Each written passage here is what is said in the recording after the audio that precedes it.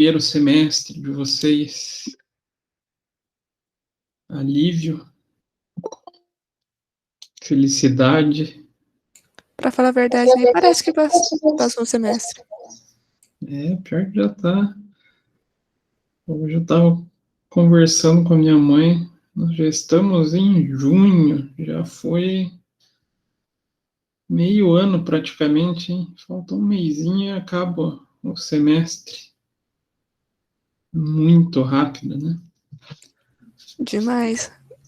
Na hora que vocês perceberem, já tá chegando a formatura, né? Perceberem que já estão tendo que ir pro presencial, se Deus quiser, né? Tomara que logo, né?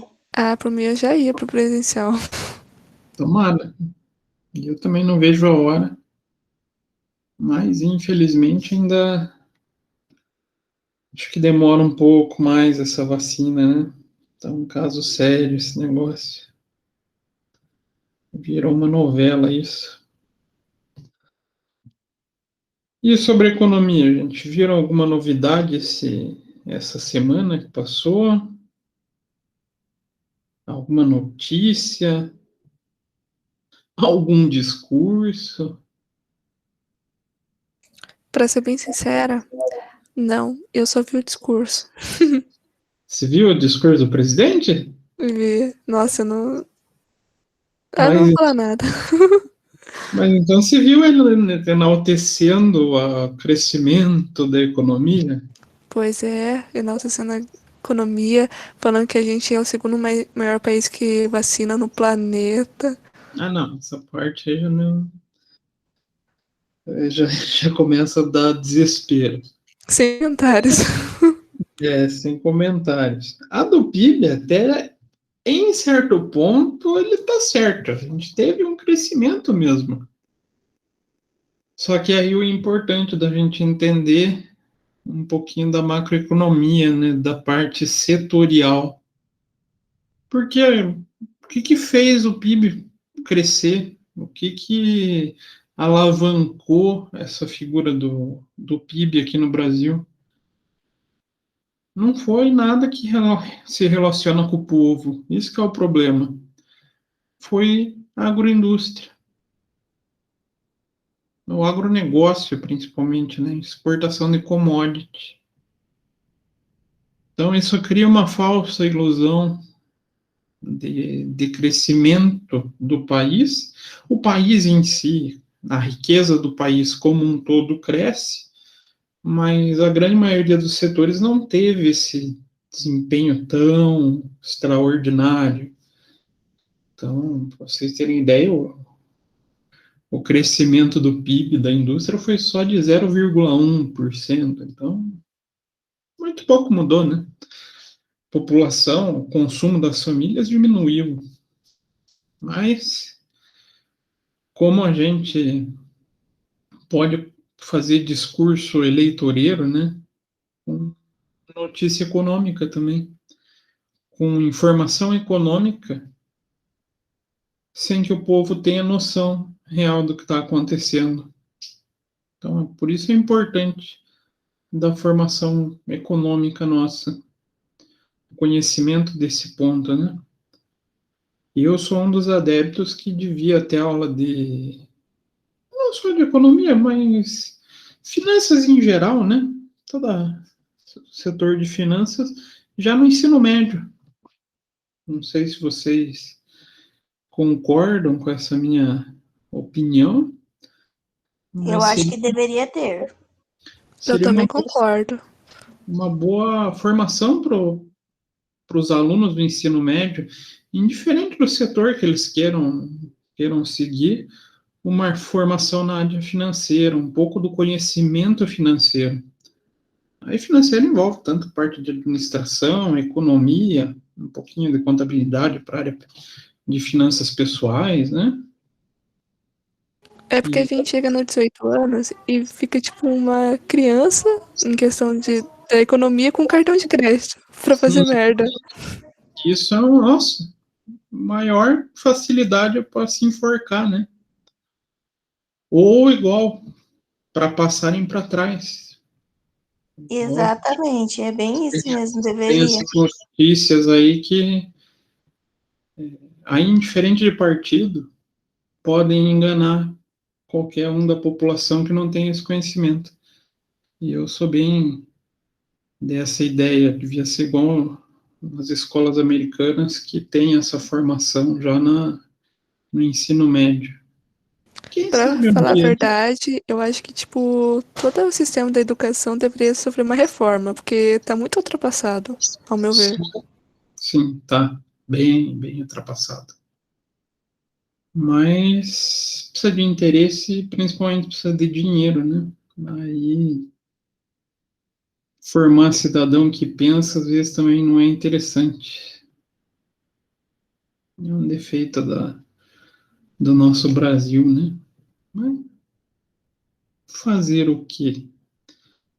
E vamos continuar então nosso assunto, já que estamos no finzinho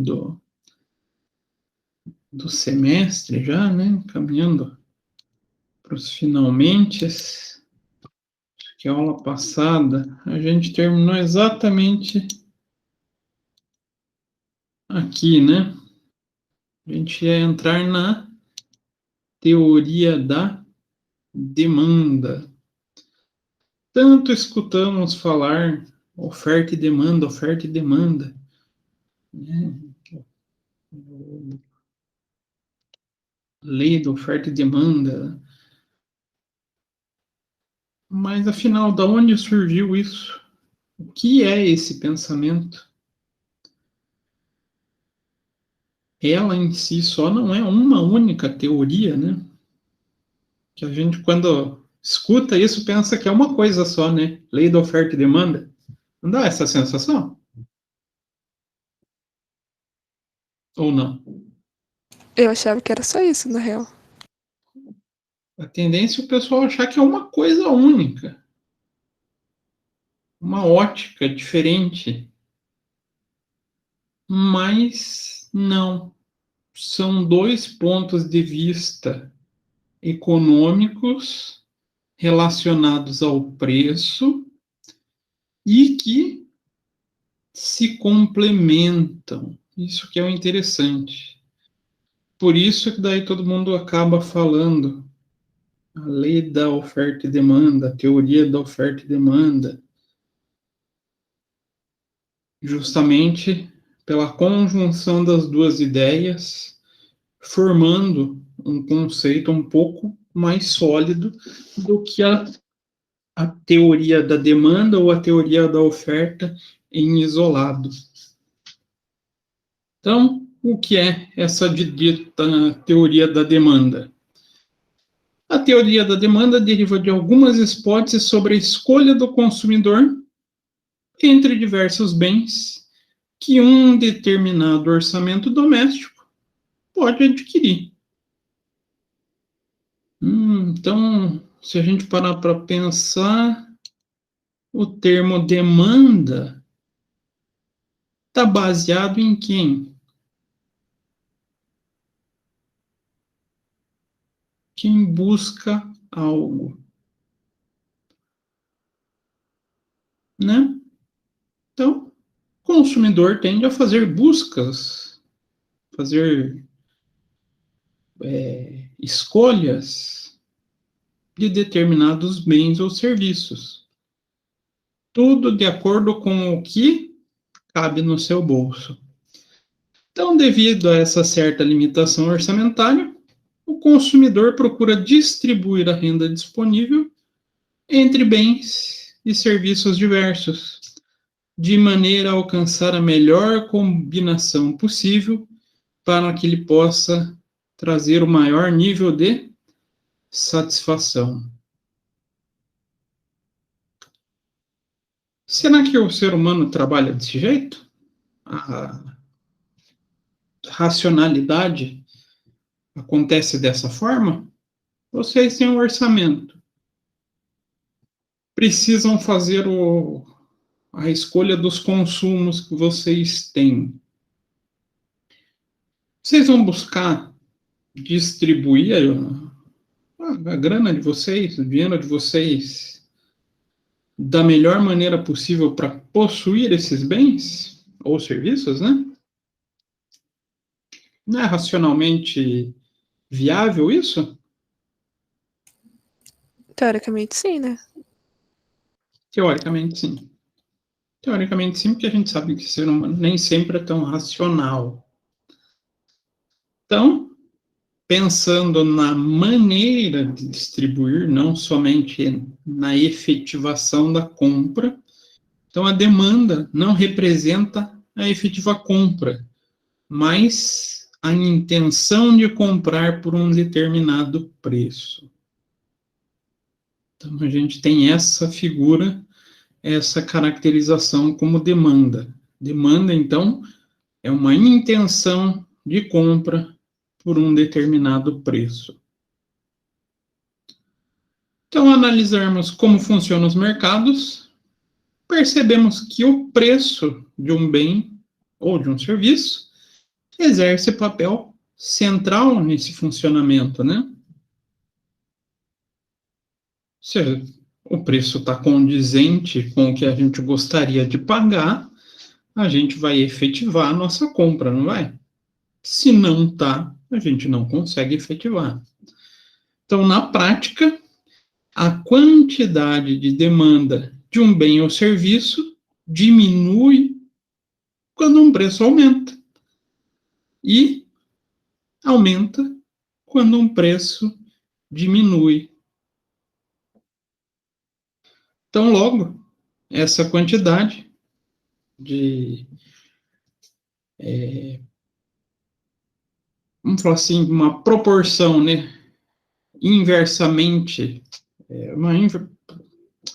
bananei com as palavras, essa relação demanda e preço, ela funciona como uma relação inversamente proporcional.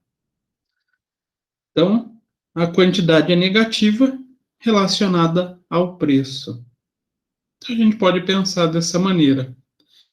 Quanto maior a gente encontra a figura do preço, o que temos com as demandas?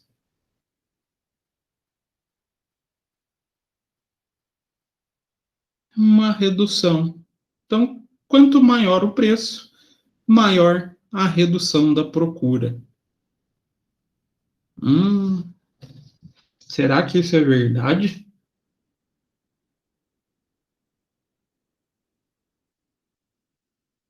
E agora?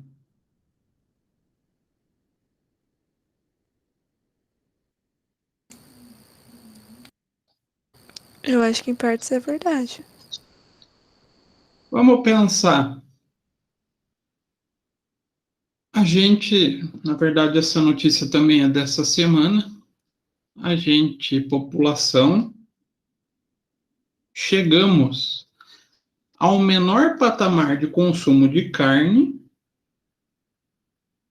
desde 1996. Então, olha, há mais de 20 anos a gente não consumia tão pouca carne. Por que será que está acontecendo essa queda na demanda? Será que a gente está nessa posição Q0 ou nessa posição Q1 hoje em dia? Porque os preços subiram demais, né, professor? Porque tá muito caro. Já viu o preço da carne moída, professor? Meu Deus. Olha, vocês encontrando essa relação. Intenção de comprar carne, a maioria tem, não tem?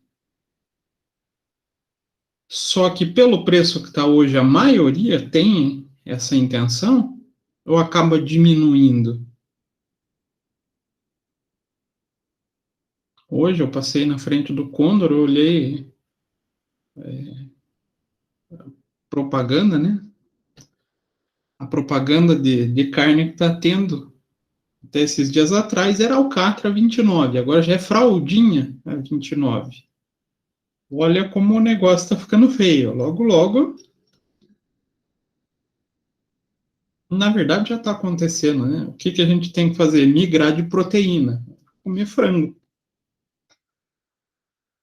Mas tudo isso pela influência do preço.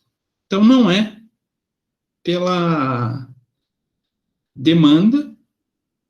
A demanda existe, mas existe com uma intenção de preço menor.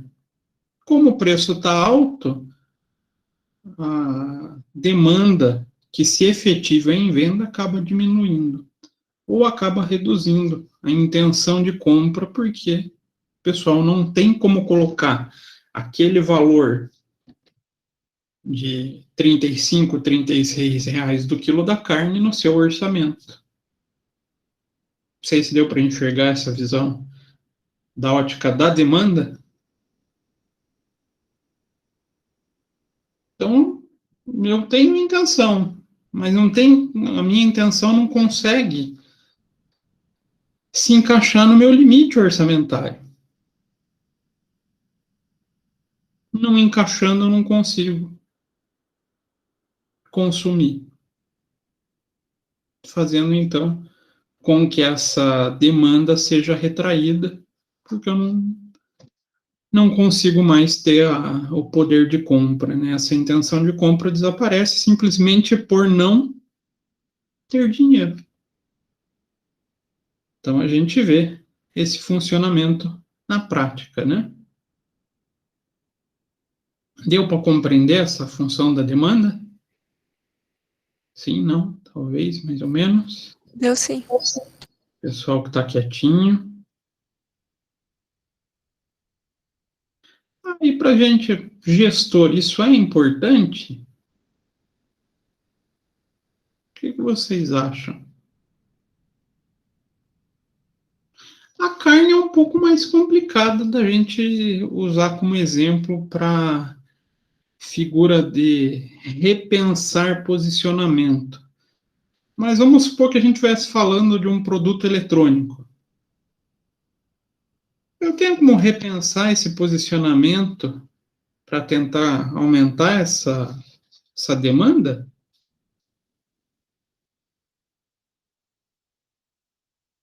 Então, vocês estão lá gerindo uma indústria de eletrônicos. O que vocês podem pensar? Não dá para pensar em como baratear o produto? Dá. Não digo que é uma tarefa fácil, tá? Não é falando assim que eu estou indicando, não, uma coisinha simples, vamos fazer. Não, é um trabalho bem complexo. Mas é uma alternativa que a gente tem.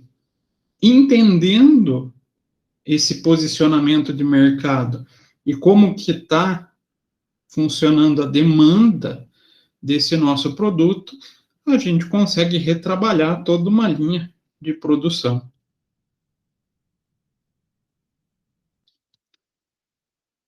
Então, aqui algumas variáveis que podem fazer o deslocamento dessa curva. É estranho, né, a gente falar de curva de oferta e demanda e apresentar gráficos em linha reta, que na prática não funciona de maneira linear, bonitinha desse jeito, né? Não é uma função linear. Mas o que pode afetar essa curva de oferta e demanda? Primeiro, riqueza e a sua distribuição, conforme um país ou um setor ou uma região consegue gerar riqueza. E lembrando, a distribuição da riqueza dos entes econômicos é o que faz a melhoria do bem-estar social, né? Então, a distribuição para quem está trabalhando na geração dessa riqueza vai fazer o deslocamento da curva, seja para cima ou seja para baixo. A renda e a sua distribuição também fazem essa influência. O que mais? Fatores climáticos e sazonais, determinados produtos, determinados setores sofrem com sazonalidade e com clima, né? Concordam com isso? Concordo, principalmente no agronegócio. Sim. Só vocês irem em uma frutaria qualquer. Vocês vão ver que tem produtos que até pode ser encontrado nessa época, mas vai ter um preço bem elevado. E tem produtos que nessa época são mais baratos. Por quê? Período de safra e o período entre safra. Então, até os nutricionistas adoram falar isso, né? Ah, vocês têm que comer fruta. E a gente fala, fruta é caro. Compra fruta de época. Não tem essa frase? Compra fruta de época. É justamente por causa da oferta da fruta de época. Também faz a influência na demanda. Propaganda. Então, propaganda interfere, sim, na demanda do produto. Por que será?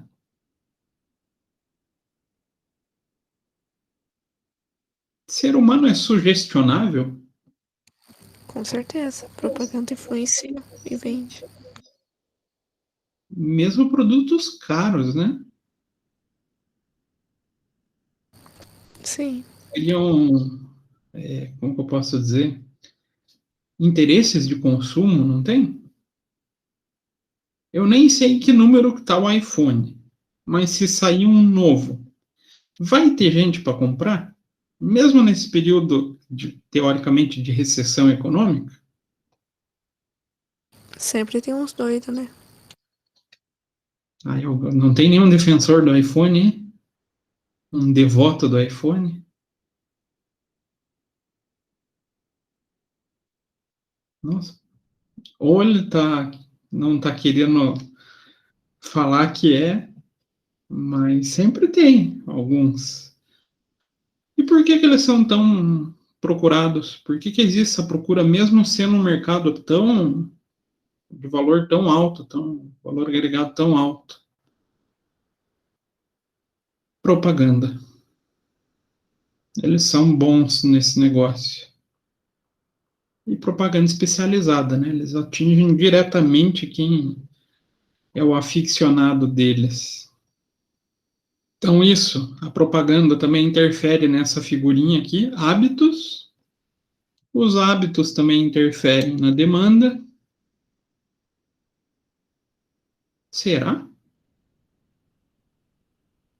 Alguém de vocês tem algum hábito de consumo de um determinado produto? Olha lá, ninguém vai falar para não falar que é consumista. Aí eu falo, então, todo mês eu compro roupa. Ó, é um hábito. Se torna uma consumidora que interfere na curva da demanda. Ah, vai ter gente que cria o hábito da alimentação, Eu sou viciada em tênis. tênis. Então é igual a minha esposa. Minha esposa, eu brinco com ela parece uma. E ela gosta de tênis de corrida. Né? E não corre. Pior que não, ela usa para trabalhar. Pelo menos mal, né? Às vezes é para ganhar dinheiro. Mas os tênis de corrida são os melhores, professor. É Pior muito que... Na confortável. verdade, são muito confortáveis. E Eu adoro. ela passa a noite inteira em pé. Aí eu falo que ela, do jeito que ela tá, ela vai virar uma centopeia de corrida, que tem muita tênis de corrida. Eu Mas, divido os de academia e os de baixinho, assim, pra sair. Tipo skatista. mas ela também tem esse hábito. Isso influencia no preço, né? Gosto e preferência dos consumidores. Também existe, né? A influência. Expectativa sobre o futuro. Será que isso interfere?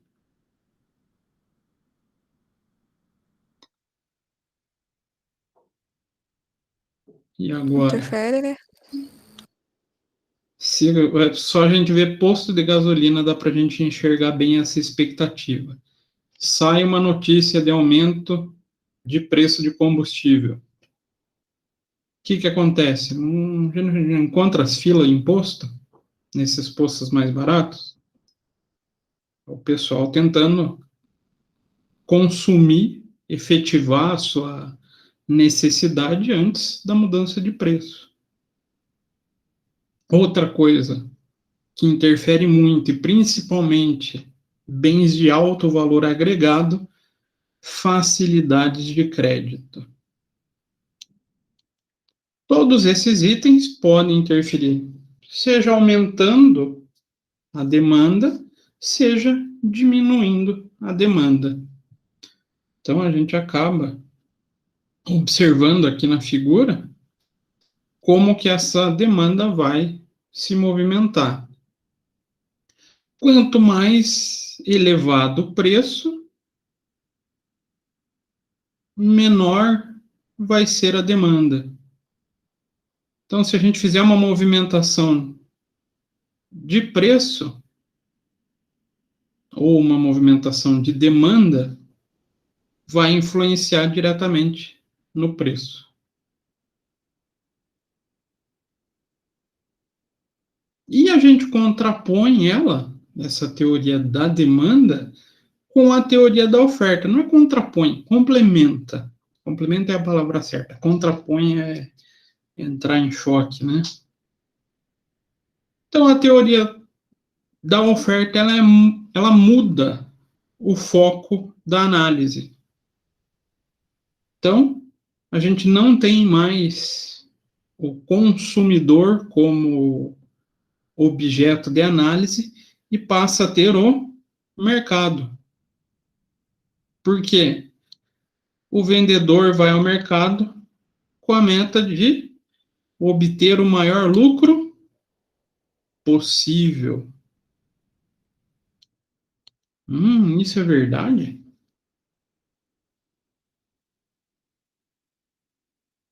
Todo vendedor vai com essa meta para o mercado?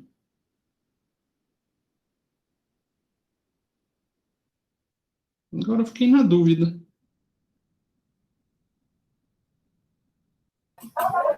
Eu acho que sim, mas com a pandemia, professor, não consegue, né?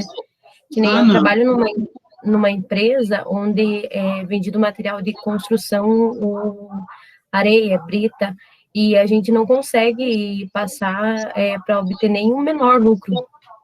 O lucro é mínimo, assim, para conseguir realmente vender o material. Conseguir dar sequência nas vendas, né? Sim. Mas isso é pela redução de poder do consumidor. Isso, para não perder o cliente, né, e conseguir vender o material, a gente tem que, às vezes, diminuir o preço. Não... Isso é comum. Comum nesse cenário que a gente vive. E um cenário, vamos dizer, normal, a tendência é que o vendedor sempre vai buscar ter o maior lucro possível. Mas então, como é que a gente encontra posições, empresas com preço diferente para produtos, não digo iguais, mas com a mesma função? Exemplo, por que a Motorola tem o celular mais barato do que o iPhone? Será que é porque ele tem menos lucro? Acho que não, porque eles têm, como que fala? Consumidores diferentes. Perfeito, posicionamento de mercado diferente. Então, existe consumidor para todos os setores.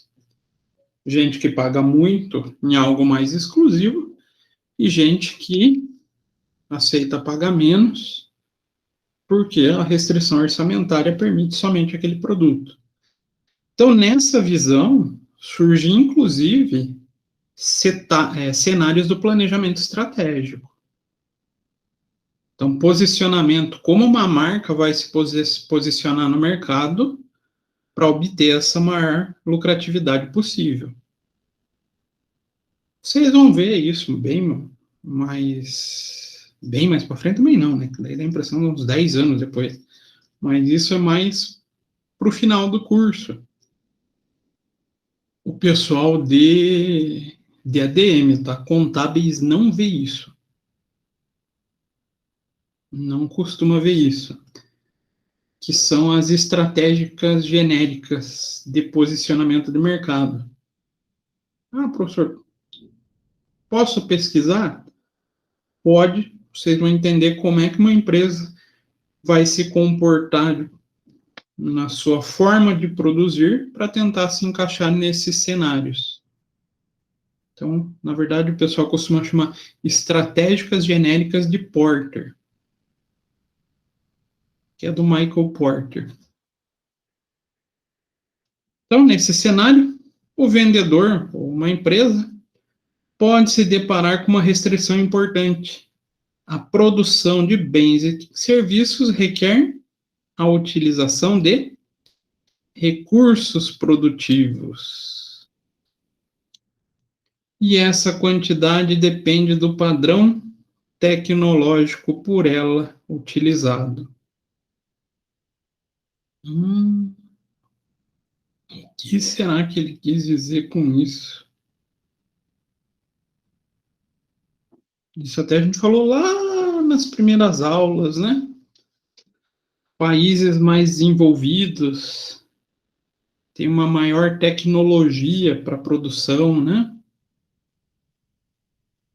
Então, eu vou ter uma condição de produção de recursos conforme a minha capacidade tecnológica implantada. Quem depois leu os posicionamentos genéricos de Porter vai falar, puxa, ele pensou direitinho na lei da oferta. Então, observe que a tecnologia de produção nos diz o que a empresa pode ou não fazer. Portanto, o padrão tecnológico acaba se tornando um fator restritivo para uma empresa poder produzir. Faz sentido isso? Então, empresas com mais tecnologia conseguem produzir mais? Com certeza.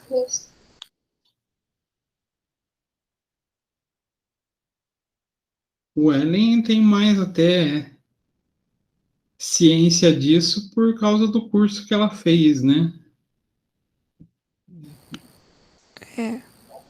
E também. Tecnologias sustentáveis muitas vezes fazem aumentar a capacidade produtiva com menor emissão de gases, menor consumo de energia, tem uma série de fatores, né?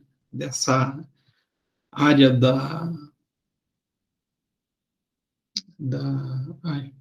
fugiu o nome do seu curso. Energias renováveis. Das energias renováveis, isso. Então, a gente tem muita tecnologia aplicada ali, né? Então, se eu pegar indústrias de menor porte, elas vão ter tanta tecnologia para produzir? Melhor. Vamos pensar no nosso atual exemplo. Por que a gente está tendo essa explosão do agronegócio?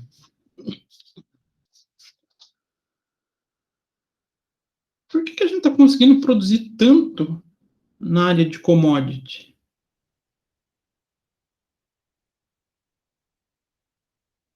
Muito mais do que era há 10 anos atrás, que é muito mais do que era há 20 anos atrás. Por quê? Fatores tecnológicos. Né? Mas no agronegócio tem isso, professor? Tem? Será, gente? Ah, tem bastante máquina. Tem. Mas tem mais coisa que influencia? Sim, tipo, estufa, questões climáticas. Questão de estufa. Climática vem sendo um problema, né? Mas, que mais? O próprio insumo vem se modernizando, né? Apesar de parecer estranho, mas a semente que a gente tem hoje não é o mesmo tipo de semente há 10 anos atrás, nem de 20 anos atrás. Por quê? Existe toda uma tecnologia no desenvolvimento genético dessas plantas. Hoje a gente tem planta com uma capacidade produtiva muito maior. No mesmo terreno, na mesma dimensão, eu consigo produzir muito mais do que eu produzia. Isso vem acontecendo com o Brasil nessa área de agronegócio. Infelizmente, em outros setores, a gente não tem tanto investimento para aumentar esse padrão produtivo, né? Aí demanda de, de incentivos para esse desenvolvimento. Então, além do fator tecnológico também, os preços de outros fatores de produção e o próprio preço praticado no mercado. Claro, se eu não tiver elementos, por exemplo, os insumos agrícolas eu não vou conseguir produzir, ou mesmo se o preço que o mercado estiver praticando para o meu insumo agrícola, para a minha commodity, pode me levar a não querer produzir. Faz sentido? Eu ter preço que não me chame atenção para produzir?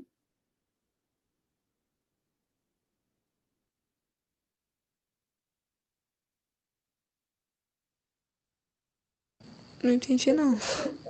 Não. O mercado está oferecendo X pelo produto que você está produzindo, mas o preço não está agradável. O normal era 2x. Será que essa decisão pode te levar a seguir outro caminho? Escolher produzir outra coisa? Ah, faz, né?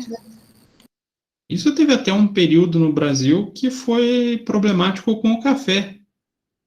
Se vocês resgatarem lá das aulas de história, começo do século XX, né, 1900 e acho que 20 alguma coisinha, a gente teve um boom de produção de café. O pessoal estava simplesmente desistindo depois de plantar café, porque não tinha preço para ser aceito. A tal ponto que o governo estava comprando café para poder fazer outros materiais ou mesmo incinerar. Teve até a figura de incinerar o café. E nessa brincadeira daí surgiu o tal do café solúvel, né? Desenvolveram para poder aproveitar esse excesso de produção.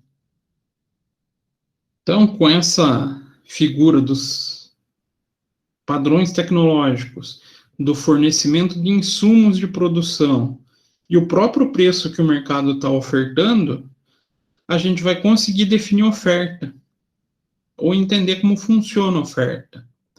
Então, podemos definir a oferta como sendo a quantidade de um bem ou serviço que os produtores, vendedores, gostariam ou desejam produzir em um determinado período de tempo. Isso a gente vê muito em estudo empresarial. Estou dentro da empresa, eu tento projetar demandas. Então, o fator da oferta, ela é mais importante do que a própria demanda para as empresas. O estudo da oferta, ela acaba sendo mais importante para as empresas, porque eu vou estudar o mercado para saber quanto que eu quero produzir. Tá, mas agora surge um dilema.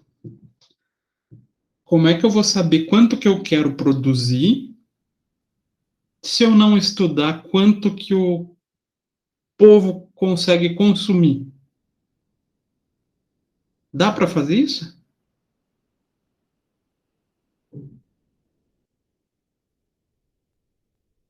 E agora? Eu consigo pensar na minha oferta sem tentar estudar a demanda do meu mercado?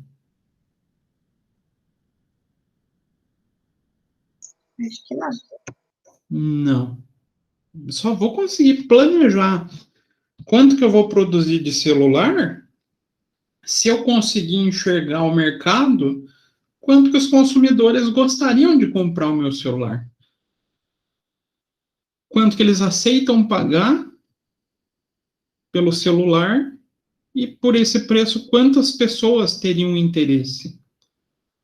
Então, acaba se tornando um estudo complementar. Por mais que a oferta seja totalmente voltada para as necessidades das indústrias, das empresas, ela não consegue se distanciar do estudo do consumidor. Então, a gente demanda dessa... Eu mudei de slide? Mudei, né? Então, esse estudo de quando eu desejo produzir em um período de tempo, eu tenho que ter baseado na análise da demanda. Então, observamos que oferta é um desejo, uma aspiração por parte das empresas. Então, logo, a quantidade de oferta de um bem ou serviço refere-se à quantidade que os vendedores querem e podem vender, produzir e vender, né? Dessa maneira, existe uma associação de comportamento dos preços com o nível da quantidade ofertada. Ou seja, essa quantidade aumenta à medida que o preço aumenta. Claro, se o povo paga mais, eu vou querer produzir mais. E reduz quando o preço reduz. Aqui a gente tem uma proporção direta, né? Uma proporção diretamente proporcional. A da demanda em relação ao preço é inversa, né? A da oferta, ela é uma variável, uma função diretamente proporcional. Então, logo, a quantidade ofertada está possivelmente relacionada com o preço do bem ou serviço. Então, vamos ver no gráfico como é que fica. Quanto mais eu elevo o preço, o meu desejo de quantidade para ser vendida vai fazer o quê? Aumentar proporcionalmente. Quanto maior o preço, mais eu vou querer produzir e vender, né? Então, aqui a gente tem um crescimento de modo direto e a lei da demanda, ela trabalha uma figura inversamente proporcional. Aí vem o grande problema. Como casar as duas? Né? Aí que surge a figura da lei da oferta e demanda. A conjunção do pensamento. Mas vamos ver, o que pode levar ao deslocamento da curva de oferta? Primeiro, disponibilidade de insumo. Quanto mais insumo eu tiver, mais eu vou poder produzir, mais eu vou ter intenção de produzir. Tecnologia. Quanto mais tecnologia eu tiver para produção, mais eu vou produzir. Expectativa. Então, quanto mais expectativa de venda existir, mais eu vou produzir. E, claro, número de vendedores. Quanto mais vendedores, a tendência que faça o aumento da oferta. Então, a gente tem essa mesma relação, né? Então, esses fatores vão fazer com que a demanda vá crescer e isso interfira diretamente no preço em relação ao que eu pretendo produzir e vender. Então, já conhecendo tanto a conduta do consumidor quanto dos produtores separadamente, a gente pode combinar elas e trabalhar uma interpretação conjunta e identificarmos como se determinam quantidade e o preço de equilíbrio de um bem ou um serviço de mercado. Dá para fazer esse pensamento? Como a gente vai determinar a quantidade e o preço de equilíbrio de um bem ou serviço no mercado? Será que dá? Teoricamente, é possível. Quando essa interseção das curvas de oferta e demanda identificam o ponto que tanto os consumidores quanto os produtores encontram-se satisfeitos e dispostos a agir. É nesse ponto que temos o equilíbrio de mercado. Então, a gente vai simplesmente união dos dois gráficos e onde eles tiverem a intersecção seria o cenário ideal. Onde a necessidade do consumidor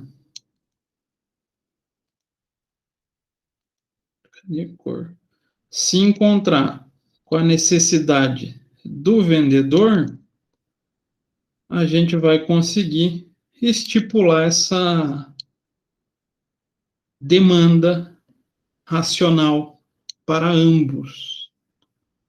E, consequentemente, o preço de equilíbrio de mercado.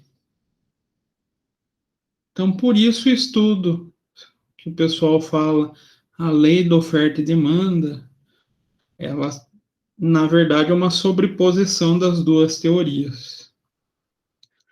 Vocês vendo esse gráfico, conhecendo, então, posicionamento de demanda dos consumidores e a intenção de oferta do mercado que vocês atuam, quanto que vocês produziriam?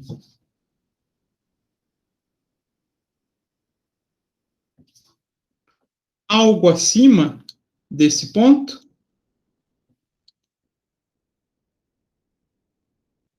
Vocês aceitariam produzir algo acima dessa quantidade de equilíbrio aqui? Eu não. Não? Por quê? Porque tem chance de não vender. Exatamente. Se eu produzir o mercado, produzir acima, a chance que eu fique com o produto parado é muito grande. Se eu produzir abaixo, o que vai acontecer? Eu vou vender? Não, vai perder dinheiro, porque você não Não. produziu. Eu vou vender. Mas eu estou perdendo a chance de vender a maior quantidade possível. Então, vamos supor que esse Q de equilíbrio, essa quantidade do equilíbrio aqui, seja 100 mil peças do produto que a gente vende. Tudo que a gente produzir a mais de 100 mil peças, eu tenho a chance de ficar parado no meu estoque. Tudo que eu produzir a menos de 100 mil peças, eu tenho a chance de redução do meu lucro. São peças que eu podia ter produzido e vendido. Então, o ideal, como administrador, é chegar perto do quê? Como gestor, é chegar perto desse ponto de equilíbrio. Agora, eu consigo manipular essas curvas?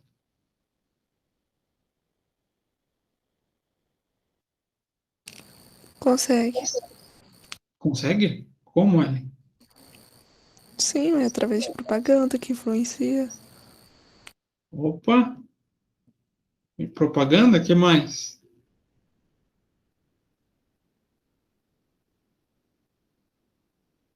Pera aí, não lembro.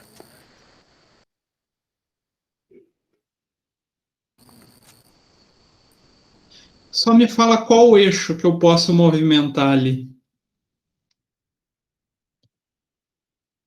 A demanda ou a oferta? A oferta? Eu movimento mais a demanda. Como que eu consigo movimentar a demanda? Fazendo propaganda, movimentando custo de produção, então fazendo com que o preço teoricamente diminua. O que mais? Claro, remunerando meus funcionários para que eles tenham poder de consumir.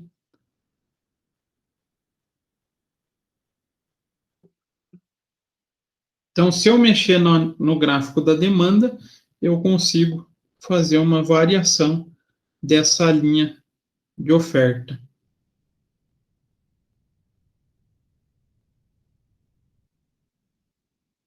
Se vocês pesquisarem as estratégias genéricas de Porter, vocês vão enxergar muito isso na prática. Muito. Porque tem uma estratégia que é puramente pensada nisso aqui. Já tô prevendo um trabalho sobre isso. Ah, já está fazendo? Não, já tô prevendo que você vai passar pra gente.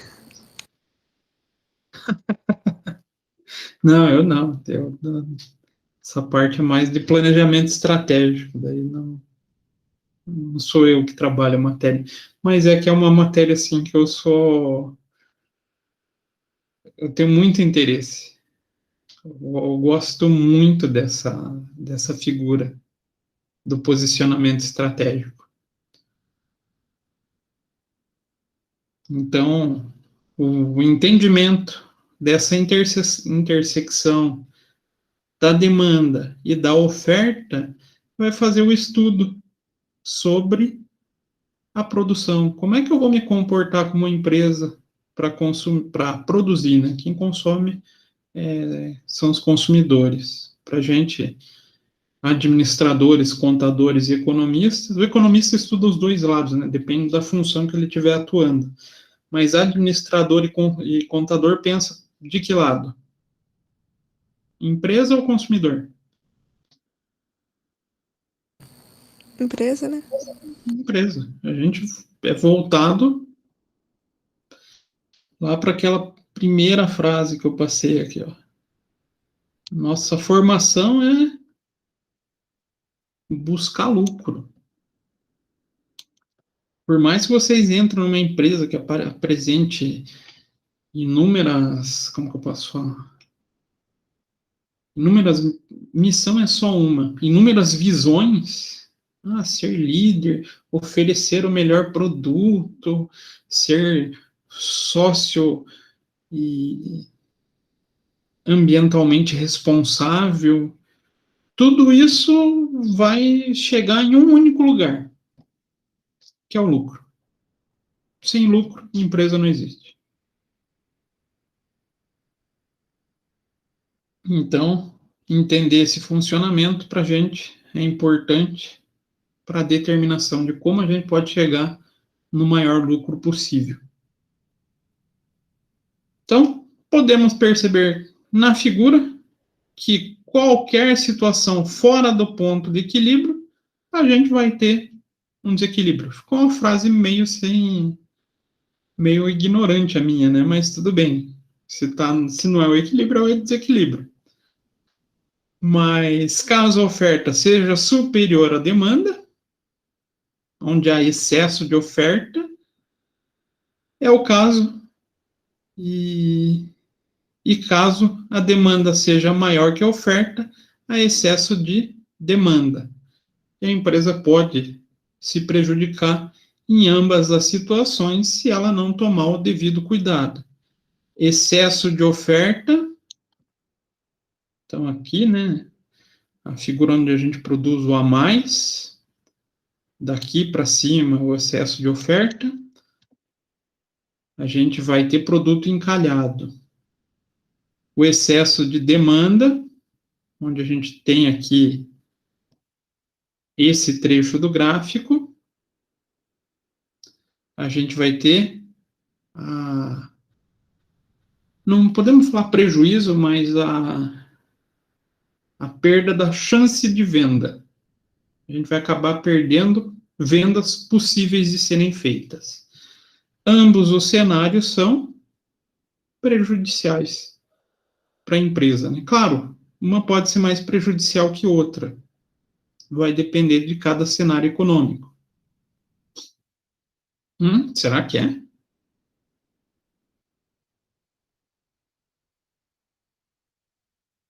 Se eu tiver excesso de oferta, produzir mais do que o pessoal consome em um determinado período, isso pode ser prejudicial?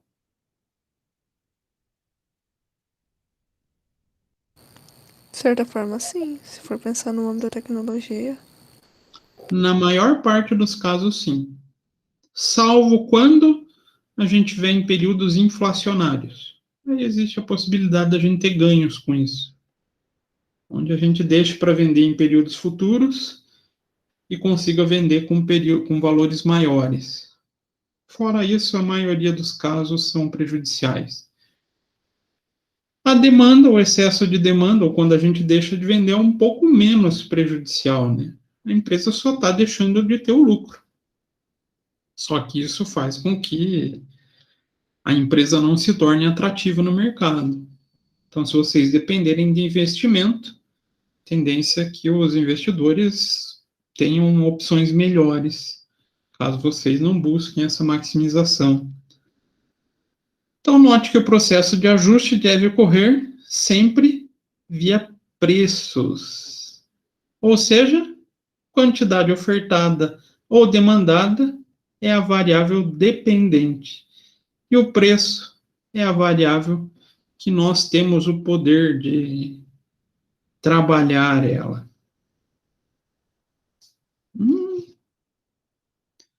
E tem empresa que se foca bem nessa figura.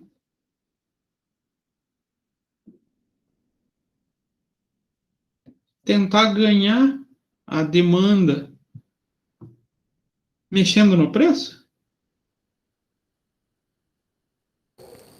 Tem. Tipo, acho que é o Condor, quando que abaixa os valores. Em posicionamento de mercado, ele tem essa posição. Ele prefere ter uma rotatividade maior, com preços menores, a margem de lucro menor, mas como ele vende mais produtos, ele acaba tendo um lucro maior. Aí ele ganha em volume. Mesma coisa, meu celular é Samsung. Posicionamento diferente da Apple, não é? A gente tem celular mais barato da Samsung?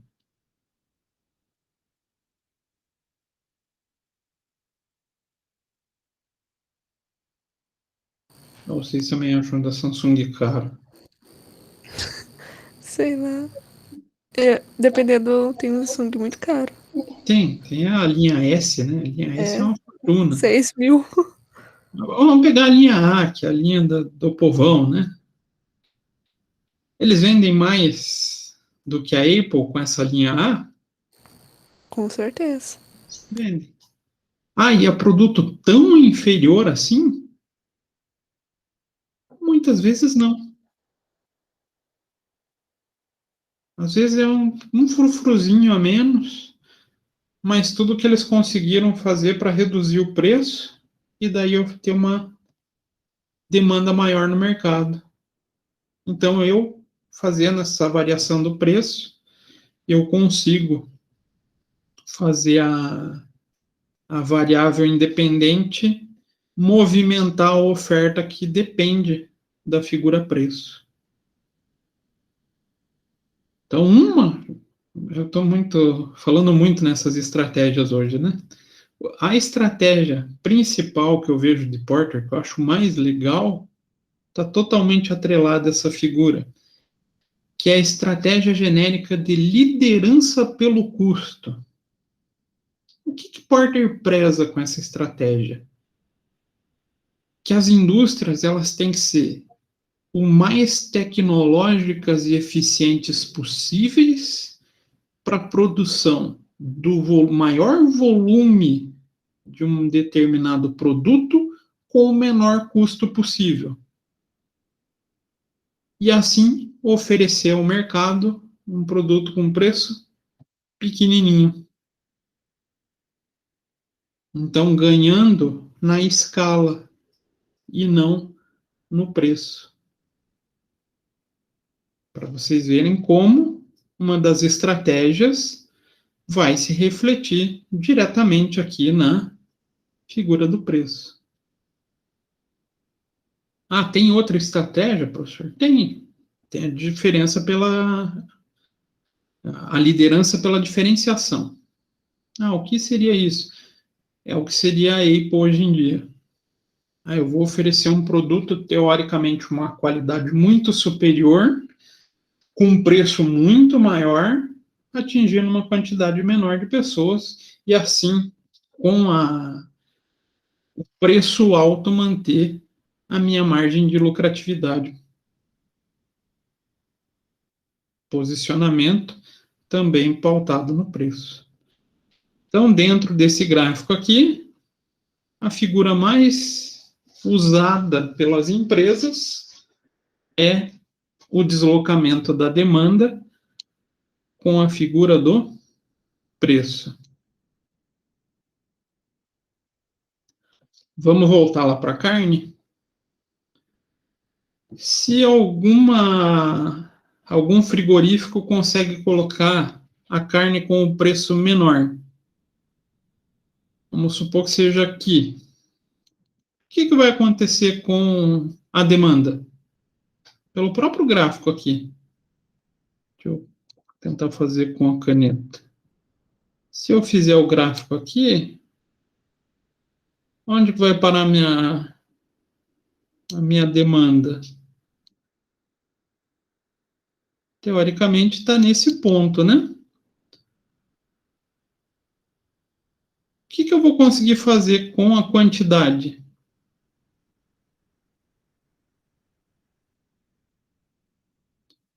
Aumentar? Para as duas se encontrarem, aumentar. Eu vou conseguir ter um ponto de equilíbrio maior. Por causa do deslocamento do gráfico. Agora, se eu começo a oferecer carne mais cara, preço mais alto, a demanda vai cair. O que vai acontecer com a minha oferta? Eu vou conseguir planejar e vender a mesma quantidade desse ponto de equilíbrio? Agora caguei de vez que eu rabisquei tudo. Eu vou conseguir manter essa mesma projeção de venda? Se eu subir meu preço? Não. Não, vai ter gente que vai desistir de comprar. Então, por isso, o eixo da demanda, o gráfico aqui, o eixo da demanda é o mais importante, porque a gente consegue controlar essa variável preço e fazer o deslocamento dessa necessidade da população ou o interesse de consumo da população. Deixa eu tirar dessa caneta aqui, senão eu já vou começar a rabiscar todo o slide, já vai ficar uma loucura. Então, nesse contexto que a gente discutiu, temos uma afirmação-chave. O preço e a quantidade de equilíbrio dependem das posições das curvas de oferta e demanda. Então, a gente precisa da análise tanto na figura ou na teoria da oferta, quanto na figura ou na teoria da demanda. Quando por algum motivo, uma dessas curvas se desloca, o equilíbrio do mercado muda. Ah, então mudou o preço não por causa do interesse do vendedor, mas porque a população tem menos dinheiro. Vai interferir, então, a população tem menos dinheiro, diminui a demanda. Vai interferir na curva da oferta? Pensem vocês, donos da indústria. O povo não está com tanto dinheiro para comprar. Vocês vão produzir muito? Não. Não? Não. Até a gente vê esse cenário hoje em dia em alguns setores. O povo está podendo comprar carro agora? Não. Muita gente não está com dinheiro e nem com crédito para comprar carro. O que as montadoras fizeram? Muitas fecharam, né? Diminuíram. Suspenderam a produção. Não, vamos diminuir a produção.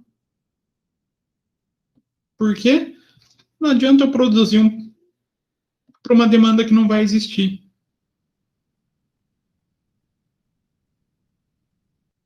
Então, sempre quando tiver o deslocamento, seja na curva da oferta ou seja na curva da demanda, a gente vai ter esse posicionamento deslocado. Ah, mas como é que funciona na curva da oferta, professor? Computador. Vamos voltar lá para o começo da pandemia.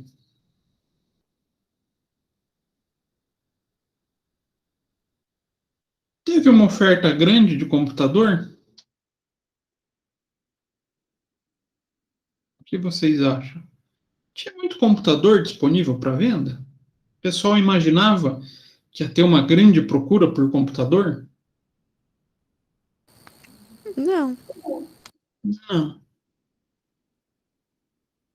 Mas aí veio a demanda.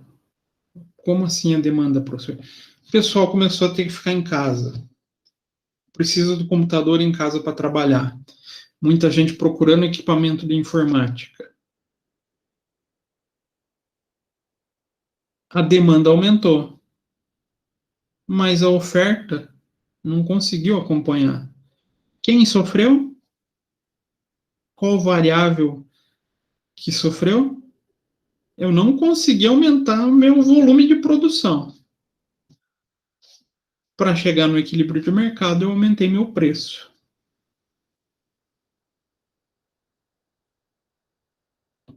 Então, o pessoal queria o produto. Só que, como tinha uma quantidade limitada, permitiu que as empresas vendessem mais caro. Para vocês terem ideia, eu estava até pesquisando webcam de volta.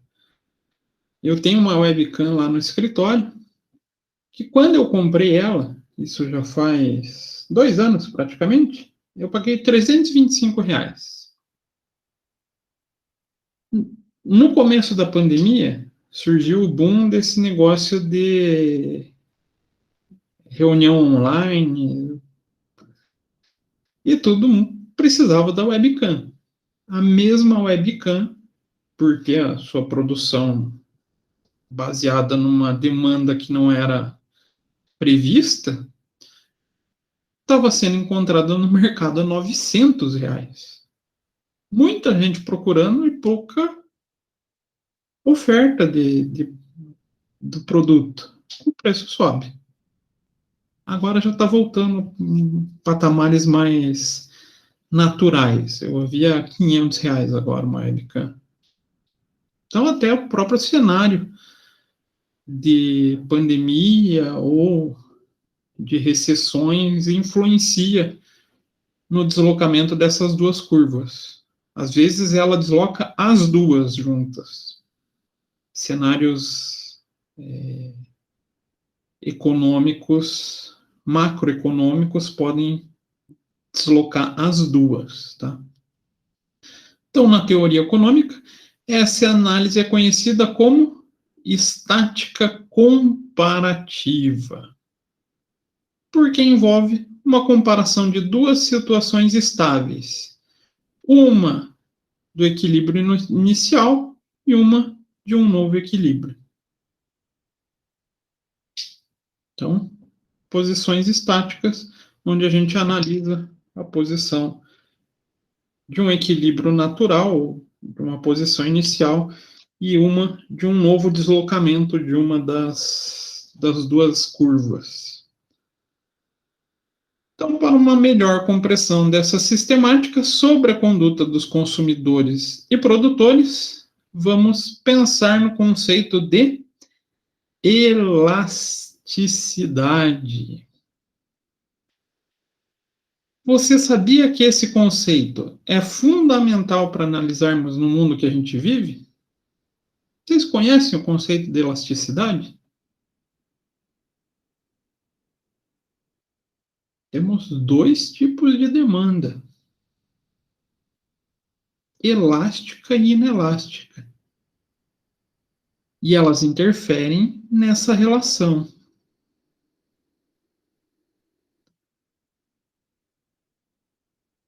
Mas a gente Não conheço. O que é cada uma delas? O que é a demanda elástica? O que é a demanda inelástica?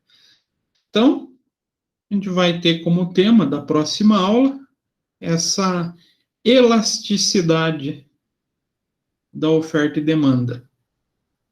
Então, elasticidade no seu conceito natural, a alteração de percentual de uma variável em relação à variação de outra. Conceito muito matemático, né? Dentro da economia, a gente vai conseguir enxergar um pouquinho mais essa figura. Então, esse vai ser o nosso assunto da próxima aula. Essa semana, como semana passada eu deixei vocês bem tranquilos e conseguiram, pelo menos da minha parte, ter o feriado ontem tranquilo, eu vou colocar um trabalhinho para vocês. Mas vai ser um trabalho análise, pesquisa e análise. Como assim, professor? Vocês vão escolher um determinado setor e fazer uma análise da oferta e demanda. Ou seja, relação preço e quantidade que esteja influenciando, ou que esteja influenciando, né? Que esteja feio. Que esteja influenciando no nosso dia a dia. Um ponto eu já dei para vocês, né? Não quero que todo mundo faça a análise do preço da carne. Por que a carne está tendo tão baixa demanda? Tem outros produtos. Mas acho que a carne é um bom exemplo para vocês entenderem isso. Por que a carne está tendo essa redução de demanda? E qual a influência dessa redução de demanda ou qual a influência do preço nessa demanda e vice-versa? Ah, tem outros produtos, professor? Eles têm. Alguém consegue lembrar de mais algum? Queijo. Queijo? Sim. Já viu o preço da mussarela? Disparou. Não. Mas é que disparou o leite também, né? Ah, mas tem justificativa, pode ser feita. Mas aí tem que entender um pouquinho do cenário agropecuário. Por que o leite dispara nessa época do ano? Vocês sabem? Por causa do frio? Por causa do frio? Mas o frio influencia na produção de leite? Influencia. Períodos de frio, a vaquinha dá menos leite. Aí vocês vão ter uma demanda sazonal. Vocês conseguem justificar um cenário que a gente está vivendo. Só que daí é um cenário que já é considerado mais normal, vamos falar assim. A gente tem esse período cíclico, né? Onde chega em meses de inverno, a gente tem o preço aumentando, porque a demanda diminui, a oferta diminui, né? Ah, não. Começou a esquentar, o preço cai porque começa a ter uma produção maior de leite. Ah, vocês podem pegar, igual eu falei, dos produtos de informática na pandemia. Por que teve esse boom de preço? E tentar fazer essa análise baseada ali na lei da oferta e demanda, na teoria da oferta e teoria da demanda.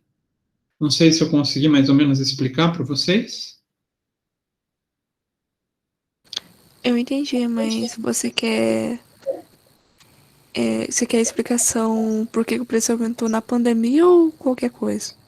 Não, eu digo que quero que vocês escolham um determinado nicho de mercado, um determinado produto, e expliquem variações de preço, tentando entender com notícias o que gerou essa variação da oferta e demanda. Então não precisa ser exatamente da pandemia, tá? Pode ser qualquer produto.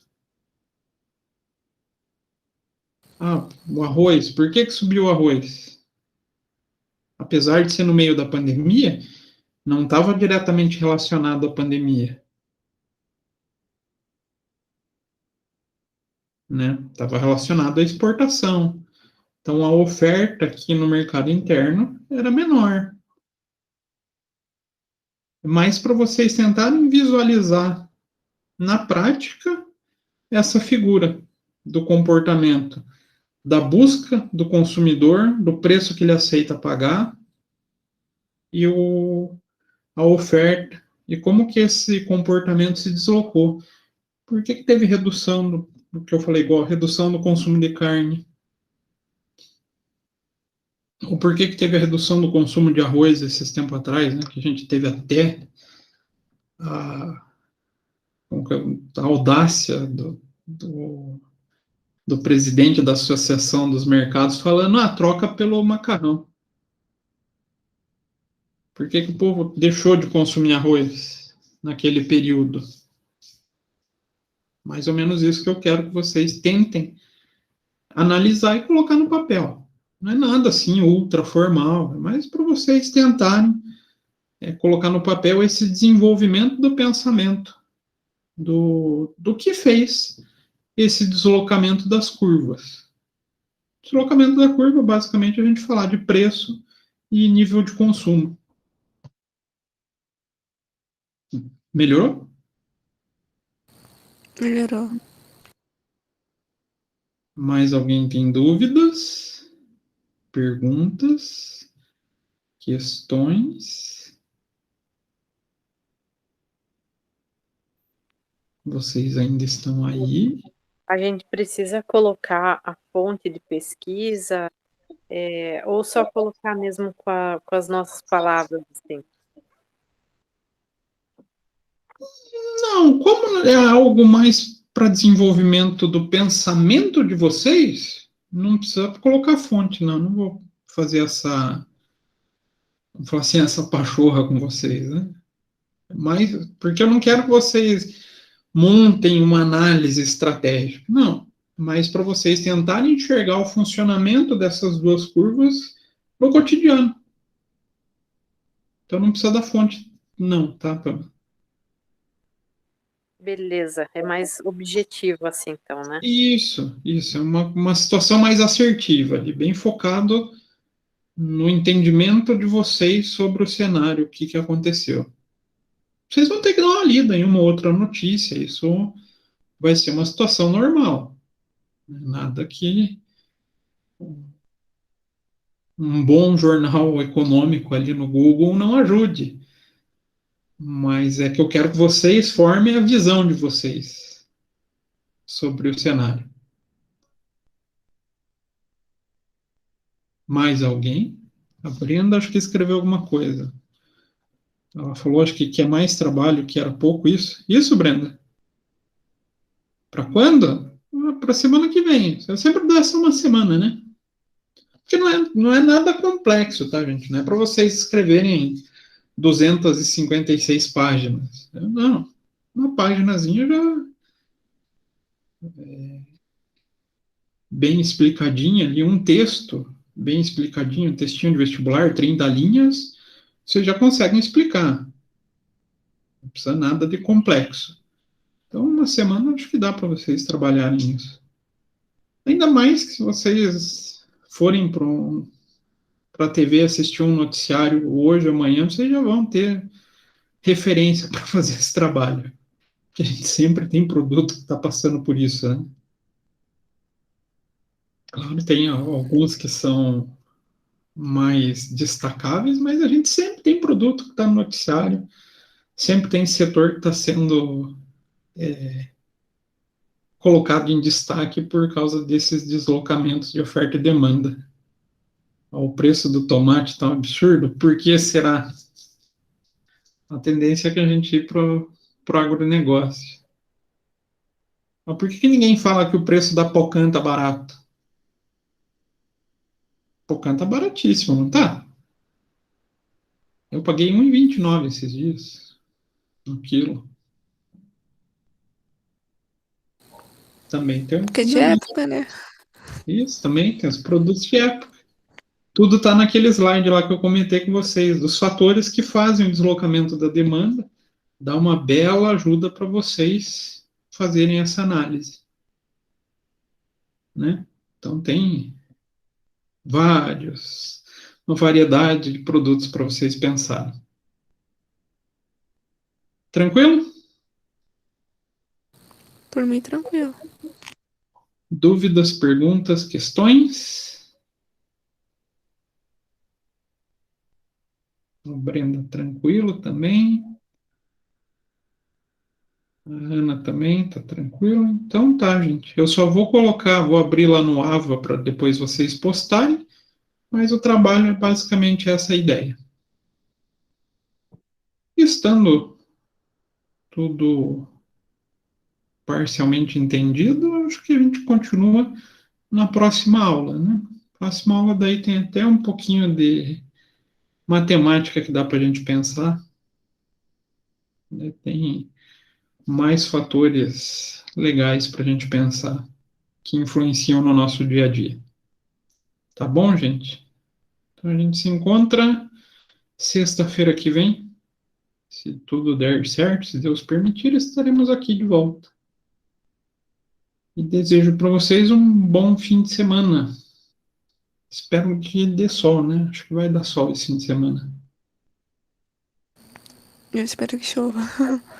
Por que, ué? Ah, porque tá precisando é porque eu não vou sair mesmo, então. Ah, também. É. Pior que tem isso, né? Não dá para sair e precisa chover.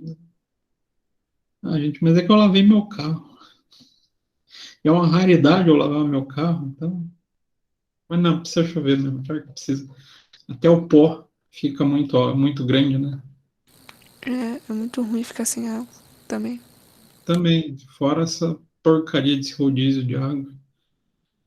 Ainda bem, pelo menos um desabafo, aqui no condomínio tem, além da caixa d'água, cisterna, então não chega a faltar água. Mas minha mãe, coitada, que mora em casa, sofre muito, porque daí tem só a caixa d'água, se não tomar cuidado, rapidinho para ficar sem água, né?